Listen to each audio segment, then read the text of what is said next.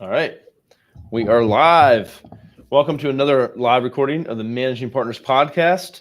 We're live right now on Facebook, LinkedIn, and YouTube. So thanks for joining us if you're tuning in live. Be sure to ask any questions as me and Stephanie are talking today, and we'll be sure to answer those. My name is Kevin Daisy. I'm your host. I'm also the founder of Array Digital.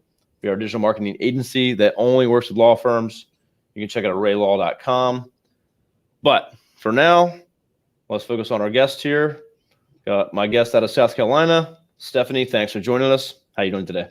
Absolutely. Thanks for having me today. I'm honored.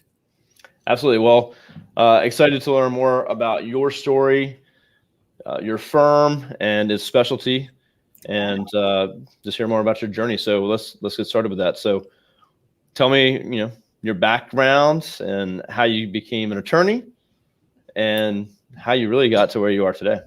Okay. So I am a fertility and family law attorney in Charleston, South Carolina. My background history, I've always been in law. From the time I was 19, I started working in law firms. I took a year off after high school. My parents, I'm the daughter of a steel worker from outside of the Pittsburgh area, and those were tough times. And so my parents weren't in a position to help me with college and whatnot. So I took a year off just to try to figure out what I want to do. Ended up going into law firm working for attorneys because when I decided to go to college, I told my father, I don't know what I want to do. And he said, well, you like to argue and you're never wrong. So maybe you should either work for attorneys or be one. Well, the idea of being an attorney when you just have a high school degree is a little overwhelming. So I started as a receptionist, and I worked during the day and went to school at night. And so by the time I finished my bachelor's degree, I was already a senior litigation paralegal in Virginia, in Norfolk, as a matter of fact. Right down the street from me. Yes, shout out for the Tidewater area. And then I met my husband, got married, took a little bit of time off for myself, and then decided that I wanted to go to law school. What had happened was I had risen to a level as a paralegal, a senior paralegal, where my job was to train baby lawyers. That was getting a little old. I always worked in some kind of mass tort litigation practice, so personal injury. But yes, that was my role, was at that point was to train baby lawyers, go alongside them. And I thought, you know what, I can do this. I'm just as smart, and they're making 4 times as much as me. Something's got to give. So I talked to my husband about it and said, I'd really like to go to law school and just take my career to the next level, and he was totally on board with that. So I went to law school. I totally thought that I was going to continue working in personal injury after law school, but I was introduced to fertility law about halfway through. So I read an article about the growing number of embryos in storage left over from IVF that have no final destination. They're just sitting in cryobanks. And the focus was on snowflake babies born from those frozen embryos. But there was a section about the evolving area of law that, there's a patchwork of laws across the country. There's no consistency. And fertility law combines my love of law and family. And I thought, you know what, I want to be a part of that. That sounds new, exciting, cutting edge. And if anyone's going to be involved in influencing the law and how it evolves, at least in my own state, I want to be a part of that. So by the time I finished law school, I decided to go ahead and start my own practice, because there's so few of us that practice in this area of law that looking for a mentor was almost impossible in my state. So I really just had to go at it alone, make my own path, find my own allies across the country that work in this area, and then grow the practice. And so now I've been practicing for 10 years. Like I said, I do fertility and family law. So I do have a healthy, divorce, custody practice. I have an associate who focuses a lot on military family law, because they have such unique issues when it comes to divorces with a military service member. So my goal is to help parents bring home their dream baby. And for our other clients, we help our military service members divorce with dignity. Excellent. And if anyone watches the area I live in, that's a large military presence here where I'm at, Norfolk area. So that's pretty common around here for sure. So what's the actual terminology for the fertility law you practice again? So my colleagues and I, we refer to ourselves as ART attorneys, which stands for Assisted Reproductive Technology Attorneys. But that's a bit of a mouthful, and you usually get a head tilt when you say that to someone who doesn't practice in this area of law. So I typically describe myself as a fertility attorney, which the next question naturally is, ooh, what's that? It really is a conversation starter. Yeah, so it's newer to me, and we had a great guest on last week who you seem to know, Cardozo Scott. So it practices in the same area. So again, it's something that's not as familiar to me. Talking to a lot of attorneys every week, so it's always interesting to learn something new and see what else is out there. So and it's a really awesome story about how you started young, and you had to kind of work your way up and work your way through. You weren't handed a check or whatever. So, but you did what you had to do to get it done and navigate your way through. So, excellent story and journey you've been on. So with and actually everyone turn in, check out her website and check out our website. I'll give you more details about these things. I'll put this link in the comments as well, so you can click on that easily and go check that out. I'll do that in just a second here. So really I want to kind of talk about the journey you've been on and kind of how, a little bit of the struggle to kind of get to where you are and had to go through different kind of stages from receptionist to paralegal to training, younger attorneys to saying like, I want to be an attorney myself.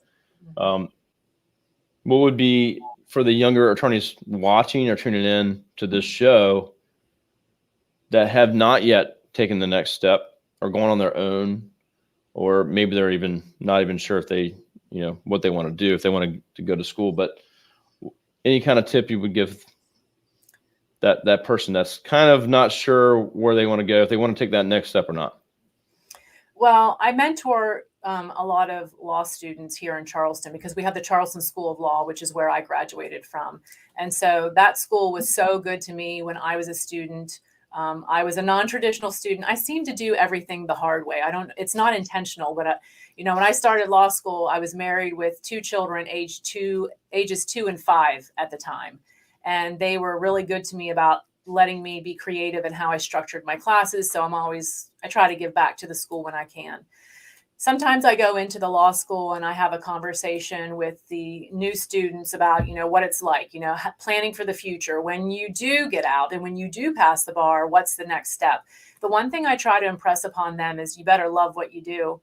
I've been doing this for 10 years. I think I have the best job in the world. I took matters into my own hands and I took a chance. I stepped out in the middle of a recession and started my own practice. People said I was crazy, that I was committing financial suicide. But, if you really love what you do, it shows and the work will come.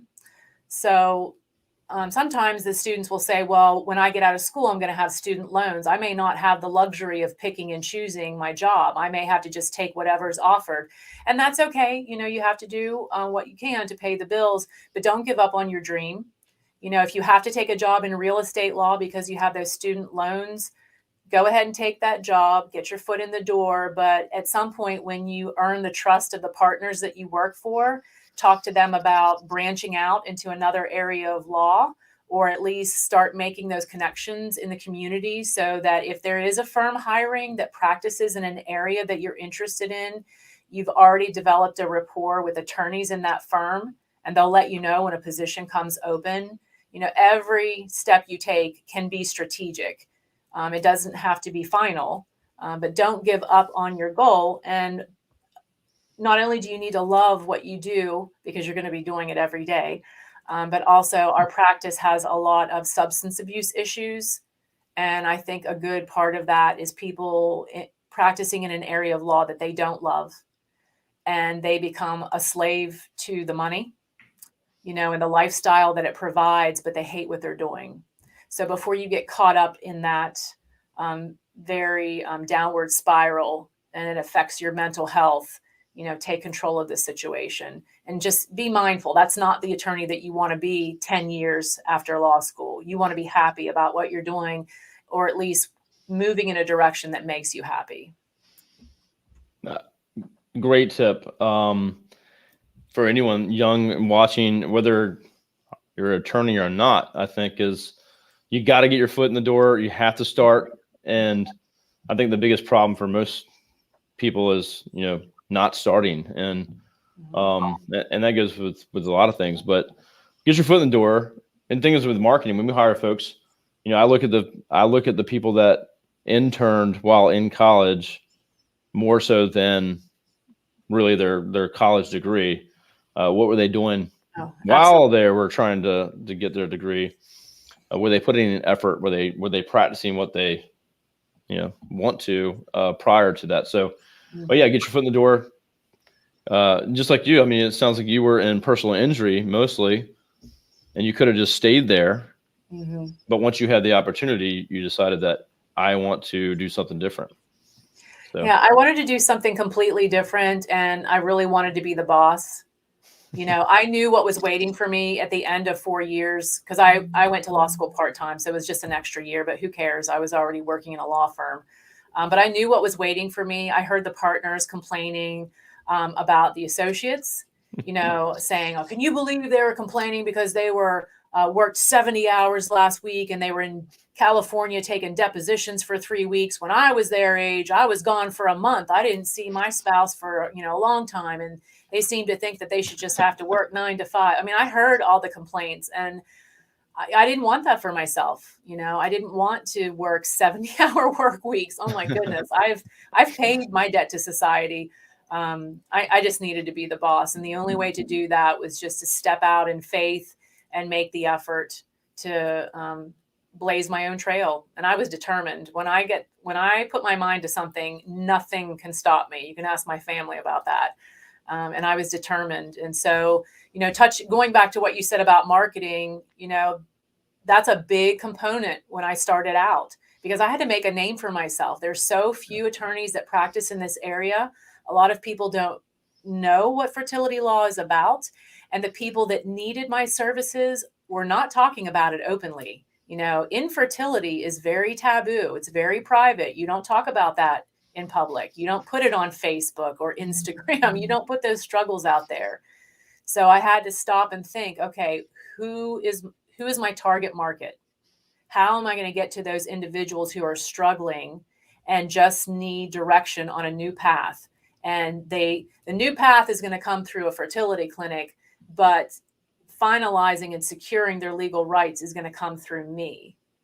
So how do I bring all these people together? So believe me, I beat the pavement hard for a couple of years. That's for sure. Well, yeah, I mean, for the area that you practice in, it's kind of like maybe similar to divorce. It depends, but you're not going to ask your neighbor for a referral for a divorce attorney. Maybe, I don't know. I don't know. Divorce attorneys seem to be a dime a dozen, and neighbors are probably more likely to ask, like, look, did you like your divorce attorney, or was he an SOB? Because I don't want that person. So I don't know, but yeah, you just have to be, depending on your area of law, you have to be strategic about the marketing and the message that you're sending out and how to get to your target market. Yeah, excellent. So yeah, a lot of good tips there. If you're watching and you're trying to start on your own or coming out of law school, you know, rewind and listen to that again. But yeah, when you put your mind to it, I'm the same way. My wife knows that, unfortunately. That's probably what my husband says too. Yeah, let's get our family on here and have a conversation. But yeah, it's just that's sometimes it's just the way to be. You have to kind of see it, you have to know it, and it might not be tomorrow. You know, it might take some time. You got to go to school. You might have to take that job you don't want. You might have to intern and be a paralegal or a receptionist or whatever. But you're immersing yourself in that, and I think the other thing cool too is that you probably found out where you don't want to be by having some of those positions. You know, absolutely. And I've worked for several firms. Before going to law school, I worked for small firms, I worked for large firms, and I saw the pros and cons of both environments. And so all of that gave me a really good experience. I came away knowing what kind of boss I didn't want to be, what kind of boss I did want to be. You know, I'm not going to throw things at my staff. Yes, that happened to me. I only do that every once in a while. Yeah. I'm sure. You know, what kind That's of crazy. What kind of benefits are most important to employees? What motivates them and makes them loyal to you? How to pick your A team, if you will. So, I mean, I got all of those experiences contributed to my overall growth and progress. And as a matter of fact, I said earlier that I graduated right in the middle of a recession, and a lot of my friends couldn't get jobs out of law school. And so they were going back to teaching or bartending. And I said, you know, I'm opening my own practice. I'm going to be a one-woman show for a little while. Why don't you do the same thing and we can share office space, you know, cut our expenses a little bit. And they were terrified. They were terrified at the idea of opening their own practice. They weren't questioning their ability so much to practice law, but it's the practical aspects of running a business that scared them. And I had been exposed to all of that in the various positions that I worked in, and I was involved in it to some degree. You know, kind of like middle management, if you will. So I wasn't afraid of it. It didn't intimidate me, and it made it an easier choice for me to go out on my own. Yeah, it makes a lot of sense. They didn't have those opportunities. And so for them, it's like scary, fresh. They don't know what to even do, where you're probably like, well, I have a pretty good idea. Yeah, I had a basic checklist. Yeah, that's excellent. So I think the big takeaway there is get experience wherever you can. Mm-hmm. And a lot of good things come out of it. You can, you know, find the right job or go to your own practice. At least figure out where you want to be, where you don't want to be, and start getting your foot in the door as soon as possible with folks. Worst case, I assume, you know, if you work in another firm you don't want to be at, if you had a good experience, they liked you, but you leave, they're going to refer you. They're going to help you out, refer you cases if they come across. And that is a really true statement, because the last firm that I worked for, the personal injury firm, they have been so good to me. They have, you know, they don't do family law, so they refer cases to me for divorce cases. During the recession, they downsized their offices. They have some pretty big offices here in Charleston, and they donated furniture to me to get my office, to get my practice started. I mean, they were really good to me, despite the fact that I left them. Well, you live on good terms, and yes, you know, absolutely. We'll have folks leave our company and for whatever reasons that they might want to do something different, and you know, we're happy to help them with what we can. And it's just, you can't force people to stay or be a fit, you know. And everyone's got their own goals and dreams. So, so quickly, thinking about your goals and dreams, already very successful. So congratulations on that. What's really the next stage? What's the 2 to 5 years look like for your firm? So April 1st was my 10-year anniversary. And for the past year now, I've been working with how to manage a small law firm out of Florida, because, and it took me a while to find them. I knew that I was coming up on this like growth spurt for my practice. Great group. Yeah, they're wonderful. I knew I was coming up on like a growth spurt, but I just didn't know what to do. I was just kind of like paralysis by overanalysis, if you've ever heard that. So I kept finding business consultants that help businesses, but I couldn't find anyone that specifically helped law firms. So finally, through some connections, I met them. COVID, everything was shut down when we were all in quarantine last spring. And I thought, you know what, I'm going to use this as an opportunity to grow and to learn, because now I've got the time to like stop and think and analyze. So I started working with them in the middle of COVID, started implementing the concepts that they teach us about how to analyze our business, how to run the law firm like a business, not just money in, money out, but making smart choices, how to forecast success, you know, how to anticipate problems, bumps in the road. If this happens in this month, that means you're going to have a cash crunch in about 90 days and you better be ready for it.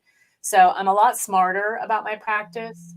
I look at it a totally different way. My associate is a result of their coaching and giving me good advice. and he's done a wonderful job here. I'm going to continue growing. I'm, I do want to give a plug to How to Manage, because I was a bit skeptical at the beginning, kind of like, oh yeah, I heard all these like success stories, and I'm like, oh, they cherry picked their people with success stories. But you know what? If I do a little bit better, then that's awesome.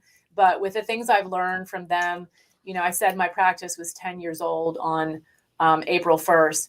By July of this year, I had beaten my best year in revenue in 10 years. Oh, wow. So during the entire 10-year time, I surpassed that by July. So I'm a firm believer in what they teach us as far as how to manage our practices. And if anyone's curious about them, you're welcome to give me a call, contact me. I'll tell you what I know, put you in some good hands. But if you need that push to better manage your practice, they're definitely someone you should look at.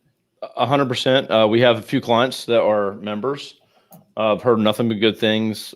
We have some, we ourselves will hopefully be partners of How to Manage from a marketing perspective, which we've been working on for a while. But yeah, excellent group, and just a plug for no matter what industry you're in, but if you're eligible for a small law firm, definitely check them out.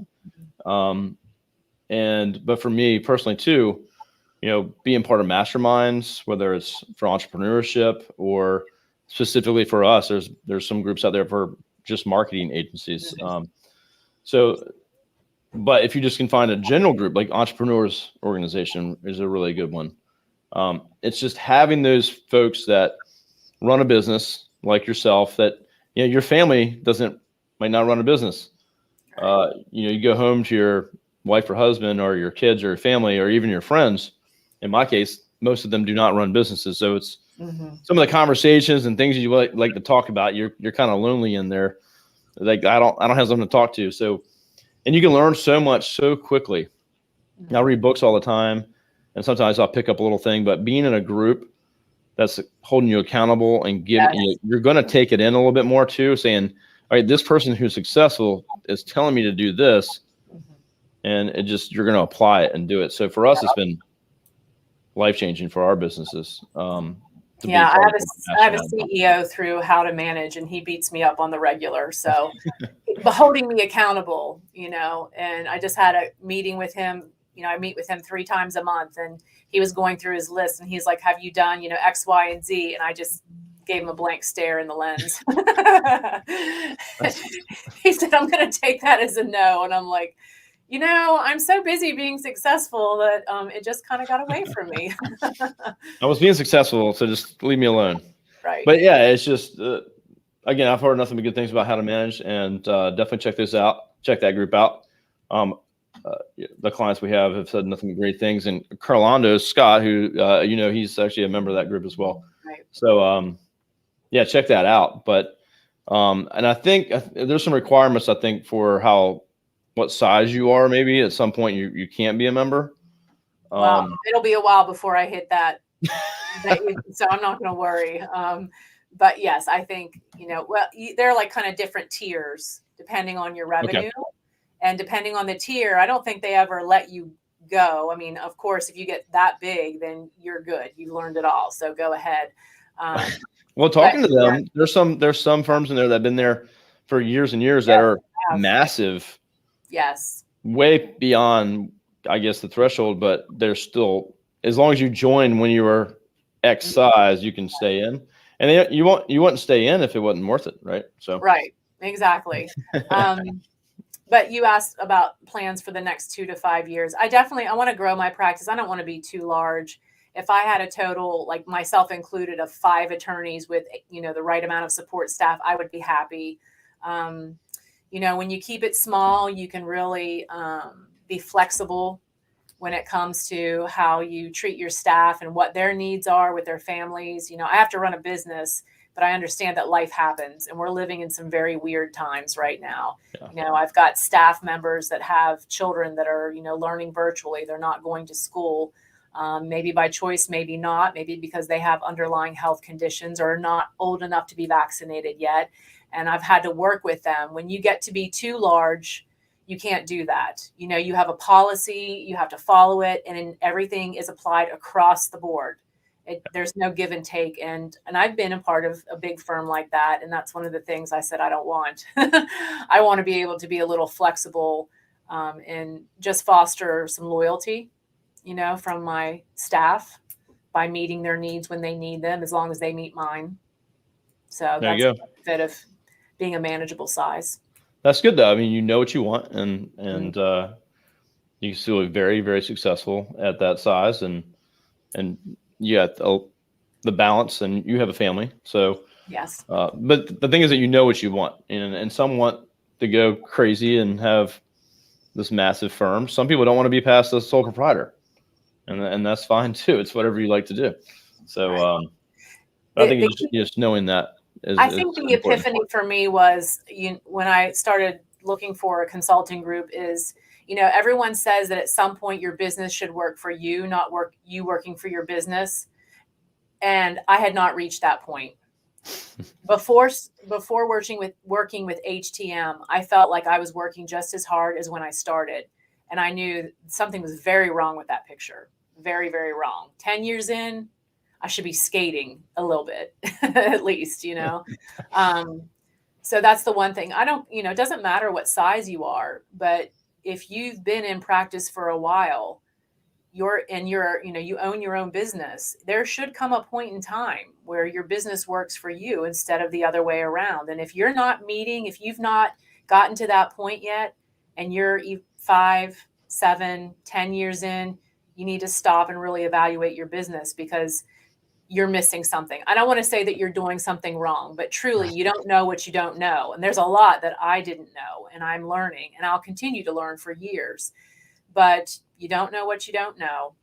And life could be so much better. And you've got the power within your hands to make some changes. You just need some guidance, you know, from the right people.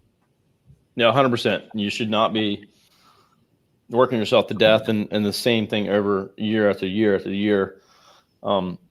And you know, you can't work forever. So you have to put some things in place. Mm-hmm. And you know, things like for us, it's having processes in place, and right, and then giving people opportunity as well. You know, leadership opportunities, management, whatever it may be. But you got to start relying on people. And I think that's hard as an entrepreneur. When I first hired my first person, was like, you know, I can't let anyone do any of this stuff. And so you got to let go at some point and start to delegate. For absolutely. sure. That's hard. It really is. Yeah. My associate attorney, he asked me just last week, he said, do you ever get tired of being in charge and like telling everyone what they need to do, or just organizing things, even if it's just like an employee luncheon or something like that? Do you ever get tired of that? And I was like, yes, of course I do. But at that point in time, I just didn't have anyone that I could delegate to. That has since changed, but yeah, of course, I get tired of it. And so, but if you do it for so long, it's hard to give it up, even though you want to. Yeah. Excellent. Well, I appreciate you telling us. I mean, you shared a ton of good tips. So it's been challenging for us to pull all this together, because we got a lot of clips there. I think we can get Shannon, who's just out here, who does a lot of our social media. We'll have her hands full, but Okay. Well, I appreciate all the tips you shared. And I think you're welcome. You know, knowing what you want to do, loving what you do, getting help when you need it. Start early, get help when you need it. Look for groups that you can be part of. How to Manage seems like a very good one for most to check out. And yeah, I love all the tips you had to share. Check out Stephanie's website. Is there another way people can connect with you? Maybe it's another attorney, maybe someone that's going to law school. If they're listening to this episode on the podcast or maybe on our YouTube channel, what's the best way they can connect with you to maybe have a further conversation? Sure. If they go to they go to the firm website, contact information is there. If they want to email me directly, my email address is just sbrinkley@BrinkleyLawFirmLLC.com. Okay. And they can email me directly. You know, I'm happy to give back to the community. I enjoy mentoring law students. I'm a member of some really wonderful groups. I'm a member of the ABA's Family Law Division, and I actually am the vice chair for the Assisted Reproductive Technology Committee. And that's how I met Carlando's, through the Okay. AU initially. So we have some mutual friends. I'm also a fellow with Quad A, which is an academy of adoption and assisted reproduction attorneys. And so I know a lot of people. I can connect people with my friends across the country if they're looking for advice or an internship or something like that. I love to connect people, and especially help people achieve their goals that make them happy and get them closer to the end game. So anyone that wants to reach out, they can. Excellent. Well, I appreciate that. I'm sure everybody else will as well. So yeah, reach out to Stephanie if you got any questions. I'm sure she's happy to answer those. And to check out Stephanie's episode, obviously right now it's up on our YouTube channel. Soon she'll have her own page up on our website. You can go to arraylaw.com/podcast. That'll be featuring her. And then we will be getting this on the podcast audio version, Google and Apple Podcast, as well as we'll be putting her all over our Instagram and LinkedIn and Facebook over time as we get some of the editing done. So be sure to check that out. If anyone listening needs help growing the firm, marketing is what we do. Digital, websites, social, SEO, and online advertising. You can reach out to me or someone from my team. Just like Stephanie, happy to answer any questions. If it's just a talk, it doesn't have to be to purchase anything from us or services. This is all we do. We only work with law firms. We know it works. So if it's just giving guidance, happy to tell you what to do. So reach out to me and I'll happy to help you. You can go to LinkedIn, check me out there, Kevin and Daisy, or Kevin@thisisarray.com. So that's it. Stephanie, if you want to hold on for just 1 second, we'll go backstage for a second. Everyone else, thank you for tuning in, and we'll see you again next time.